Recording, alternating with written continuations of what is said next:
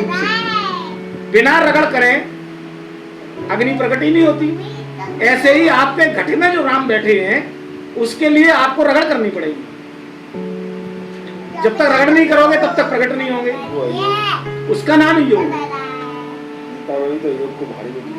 उसी का नाम योग है। ये रगड़ कैसी है? नित्य उस क्रिया को कर रहे हैं। ये पूजा है हमारी, इसको पूजा समझ के कर रहे हैं, ठीक। और इस पूजा के कई लाभ हैं। दिए वाली पूजा का क्या लाभ है बताओ? इतना लगता है कि हाँ आज हमने भगवान की पूजा करी है, लेकिन आपको उसका शारीरिक लाभ उतना नहीं मिल पाता, नहीं मिल पाता ना। अरे भगवान की तुम जो भी कर रहे हो शरीर से बाहर कर रहे हो, और मैं कहता हूं जो भी करना है शरीर के अंदर करो। आप जो भी कर रहे हो वो अपनी देह से बाहर कर रहे हो।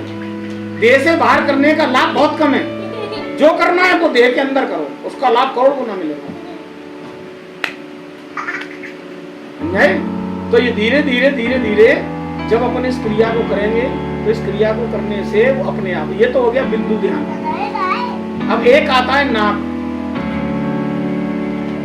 नाद में भी कौन सा? अनहद नाद, जो बिना किसी टक्कर के अपने आप ध्वनि हो रही है। ध्वनि के लिए दो चीजों की आवश्यकता पड़ती है। एक हाथ मेरा ये है और एक हाथ मेरा ये है। अगर मैं इसको करे रहूं कभी इसमें ध्वनि उत्पन्न नहीं होगी। आवाज आएगी इसमें से? नहीं आएगी।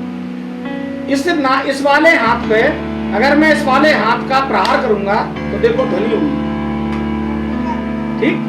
अनहद जो नाद है वो बिना किसी दूसरे की टक्कर के ध्वनि उत्पन्न हो रही है, उसको कहते हैं अनहद नाद, ठीक। वो अनहद नाद ही ब्रह्म ध्वनि है। और हर जीव के अंदर ब्रह्म समाया है, हर जीव के अंदर वो ध्वनि हो रही है। लेकिन वो ध्वनि हम कब सुन पाते हैं?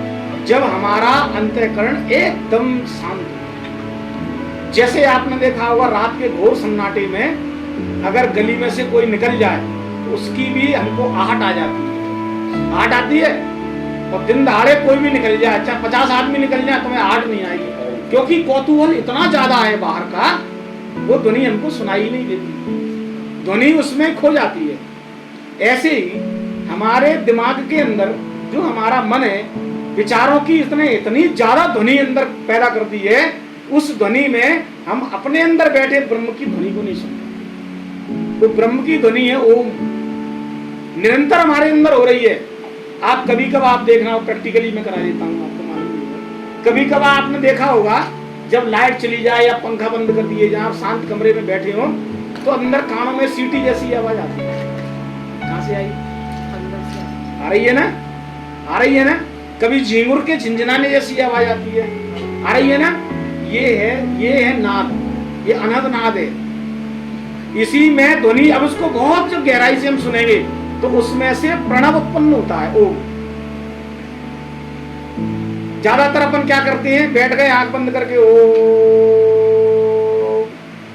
अपनी वाणी को सुन रहे हैं। ध्यान में भी सुन रहे हैं तो अपने ही शब्दों को सुन रहे हैं।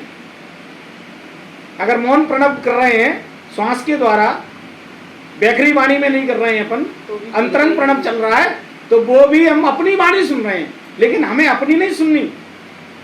ईश्वर, जैसे मैंने बताया ना, बिंदु में आपके अंदर बैठे राम प्रकट होते हैं, ठीक।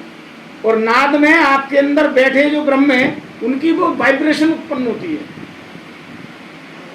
ये ईश्वरी है, हमारे द्वारा उत्पन्न किए